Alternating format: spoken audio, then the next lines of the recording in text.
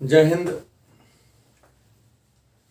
आज के इस वीडियो में हम लोग राजनीति शास्त्र के कुछ महत्वपूर्ण 2 अंक स्तरीय प्रश्नों पर चर्चा करेंगे। ये प्रश्न बिहार इंटरमीडिएट बोर्ड परीक्षा में परीक्षा के लिए महत्वपूर्ण प्रश्न होगी।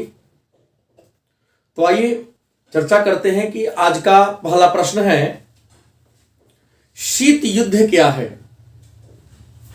शीत युद्ध क्या है अथवा शीत युद्ध से आप क्या समझते हैं, या कोल्ड वार क्या है? आपका उत्तर होगा शीत युद्ध एक वैचारिक युद्ध है। शीत युद्ध एक वैचारिक युद्ध है। इस युद्ध में बातों ही बात में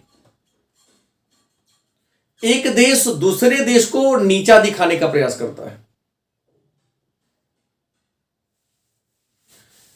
शीत युद्ध एक वैचारिक युद्ध है जिसमें बातों ही बात में समाचार पत्र के माध्यम से या अन्य जो भी माध्यम हो, एक देश दूसरे देश को हीन या नीच दिखाने का, कमजोर दिखाने का प्रयास करता है। इसे ही शीत युद्ध कहते हैं। और विश्व के राजनीति में 1945 ईस्वी से 1991 ईस्वी का जो समय था, यह शीत युद्ध का समय था। और शीत युद्ध संयुक्त राज्य अमेरिका और पूर्व सोवियत संघ के बीच प्रारंभ हुआ था। दूसरा प्रश्न है, संघ शासित प्रदेश किसे कहते हैं? प्रश्न को थोड़ा सा चेंज भी कर सकता है। केंद्र शासित प्रदेश किसे कहते हैं? संघ शासित प्रदेश किसे कहते हैं अथवा केंद्र शासित प्रदेश किसे कहते हैं? आपका उत्तर होगा संघ शासित या केंद्र शासित प्रदेश उस प्रदेश को कहते हैं जहां का शासन केंद्र सरकार या केंद्र सरकार के द्वारा नामित किसी व्यक्ति के द्वारा चलाया जाता है। संघ शासित या केंद्र शासित प्रदेश उस प्रदेश को कहते हैं जहां का शासन केंद्र सरकार या केंद्र सरकार के द्वारा नामित प्रस्तावित किसी व्यक्ति के द्वारा शासन को चलाया जाए, तो उसे हम केंद्र शासित या संघ शासित प्रदेश के नाम से जानते हैं। तीसरा प्रश्न है, वायु प्रदूषण क्या है, या वायु प्रदूषण से आप क्या समझते हैं? आप लिखेंगे वायु में, हवा में अवांछनीय और हानिकारक गैसों के मिल जाने से। हवा में अवांछनीय और हानिकारक गैसों के या पदार्थों के मिल जाने से वायु की गुणवत्ता में कमी आ जाना, हवा की गुणवत्ता में कमी आ जाना वायु प्रदूषण कहलाता है। और वायु प्रदूषण का मूल स्रोत है मोटर कार के सिलेंसर से निकलने वाला धुआं, कल कारखानों के चिमनी से निकलने वाला धुआं इत्यादि। अगला प्रश्न है, राजनैतिक न्याय से आप क्या समझते हैं? राजनैतिक न्याय क्या है अथवा राजनैतिक न्याय से आप क्या समझते हैं? आपका उत्तर होगा राजनैतिक न्याय भारतीय संविधान के प्रस्तावना का मूल आधार है। राजनैतिक न्याय भारतीय संविधान की प्रस्तावना का मूल आधार है, जो यह बताती है कि राजनीति में एक निश्चित शर्त को पूरा कर लेने के बाद, एक निश्चित उम्र को पूरा कर लेने के बाद राजनीति में किसी के साथ किसी भी आधार पर भेदभाव नहीं किया जाएगा। मतलब राजनीति में जाति, धर्म, लिंग, वंश के आधार पर भेदभाव न किया जाना। राजनीति में जाति, धर्म, लिंग, वंश, निवास स्थान के आधार पर भेदभाव न किया जाना राजनीतिक न्याय कहलाता है। और राजनीतिक न्याय भारतीय संविधान की प्रस्तावना का मूल आधार है। अगला प्रश्न है, शक्ति संतुलन क्या है?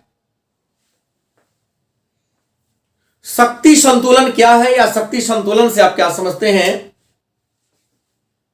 आपका उत्तर होगा शक्ति संतुलन, जिसका मतलब होता है शक्ति का बराबर होना, मतलब वैसी स्थिति जिसमें संसार के किसी देश को इतना मजबूत या पावरफुल ना बना दिया जाए कि वह किसी अन्य देश के लिए घातक साबित हो जाए।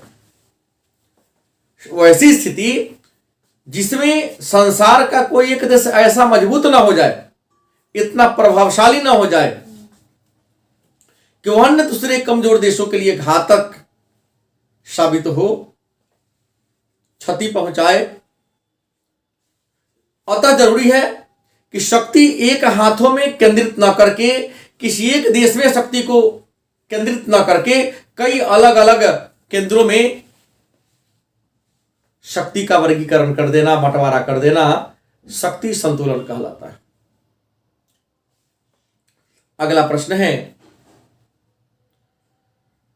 प्रथम पंचवर्षीय योजना के क्या उद्देश्य थे? प्रथम पंचवर्षीय योजना के क्या उद्देश्य थे? आपका उत्तर होगा प्रथम पंचवर्षीय योजना जिसकी अवधि 1 अप्रैल 1951 से, प्रथम पंचवर्षीय योजना जिसकी अवधि 1 अप्रैल 1951 से 31 मार्च 1956 ईस्वी के बीच था। यह योजना हैराड डोमर मॉडल, प्रथम पंचवर्षीय योजना हैराड डोमर मॉडल सिद्धांत पर आधारित है। इसकी मुख्य विशेषता थी कृषि के उत्पादन में तीव्र वृद्धि करना, ऊर्जा के साधनों का विकास करना, सिंचाई के साधनों का विकास करना, प्रति व्यक्ति आय और राष्ट्रीय आय में वृद्धि करना।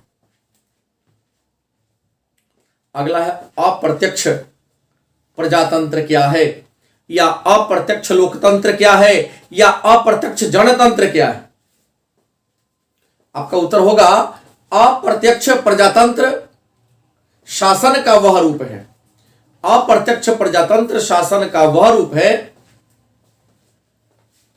जिसमें जनता के द्वारा चुने गए प्रतिनिधि जनता पर शासन करती है। अप्रत्यक्ष प्रजातंत्र या अप्रत्यक्ष लोकतंत्र या अप्रत्यक्ष जनतंत्र कहलाता है। और अप्रत्यक्ष प्रजातंत्र के सर्वोत्तम उदाहरण है भारत। अगला है, भारत के सभी राष्ट्रीय राजनीतिक दलों का नाम लिखें। भारत के राष्ट्रीय राजनीतिक दलों का नाम लिखे। आप लिखेंगे भारत में 7 राष्ट्रीय राजनीतिक दल हैं। भारत में 7 राष्ट्रीय राजनीतिक दल हैं। नंबर 1 भारतीय राष्ट्रीय Congress, number 2 Bharatiya Janata party, number 3 Bahujan Samajwadi party, number 4 राष्ट्रवादी कांग्रेस पार्टी, नंबर 5 भारतीय कम्युनिस्ट पार्टी, नंबर 6 मार्क्सवादी communist party, number 7 Trinamool Congress. ये 7 भारत की राष्ट्रीय राजनीतिक दल या राष्ट्रीय राजनीतिक पार्टियां हैं। अगला है, योजना आयोग के कार्यों पर चर्चा करें। योजना आयोग के कार्यों पर प्रकाश डाले या योजना आयोग के कार्यों को लिखे या योजना आयोग पर टिप्पणी लिखे। प्रश्न के प्रारूप अलग होंगे लेकिन उत्तर सेम होगा। आप लिखेंगे योजना आयोग एक गैर संवैधानिक, सलाहकारी और संसदीय संस्था है। योजना आयोग गैर संवैधानिक, सलाहकारी और संसदीय संस्था है।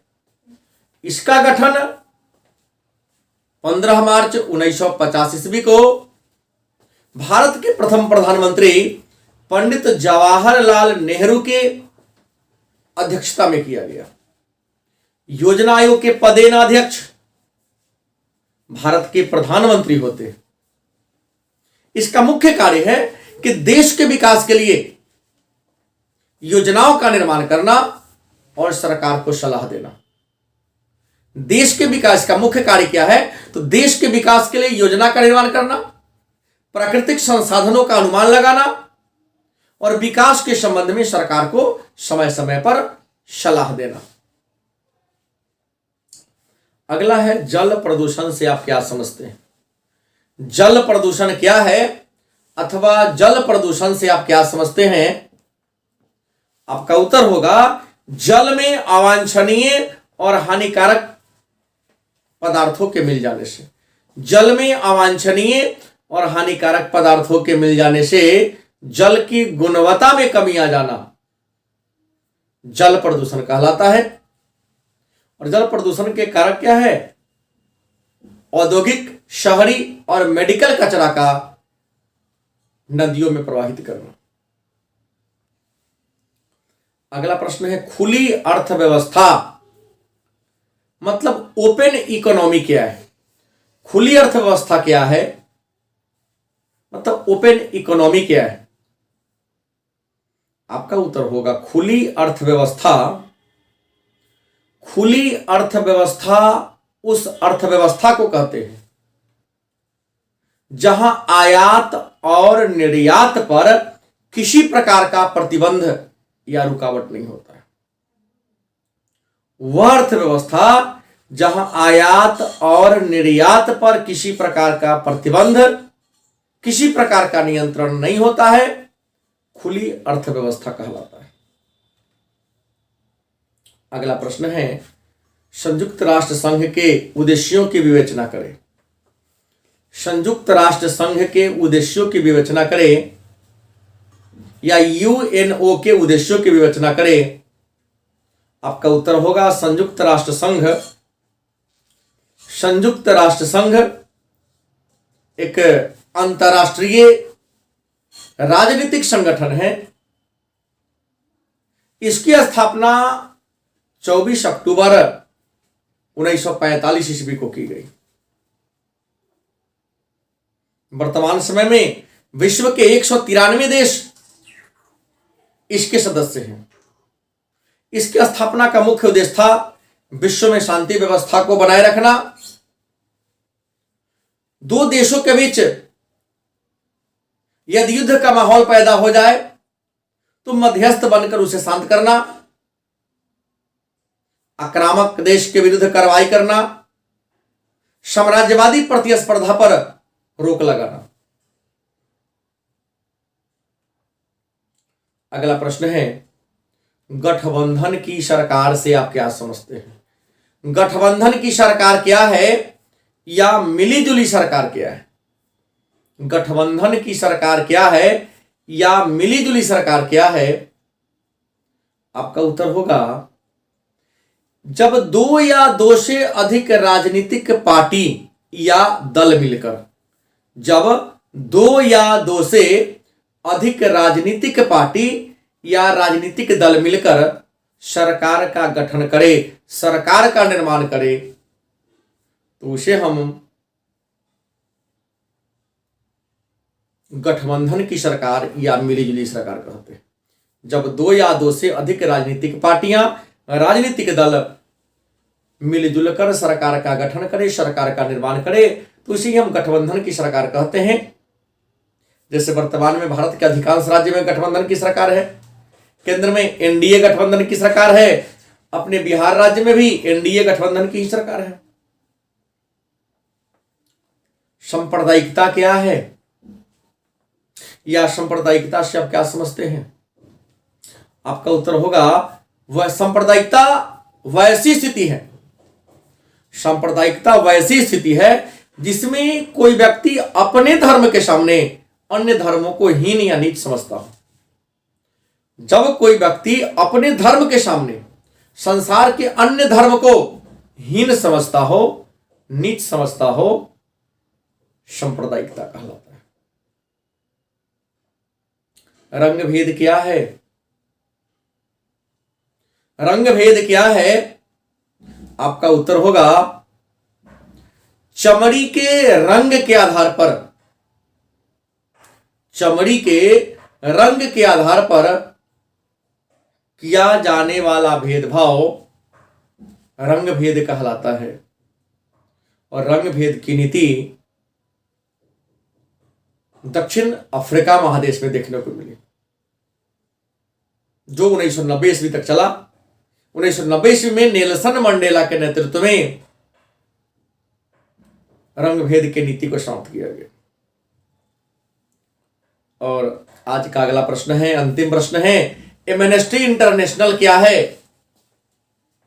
आपका उत्तर होगा एमनेस्टी इंटरनेशनल मानव के हितों की, एमनेस्टी इंटरनेशनल मानव के हितों की, मानव के अधिकारों की रक्षा करने वाली एक अंतरराष्ट्रीय संगठन है।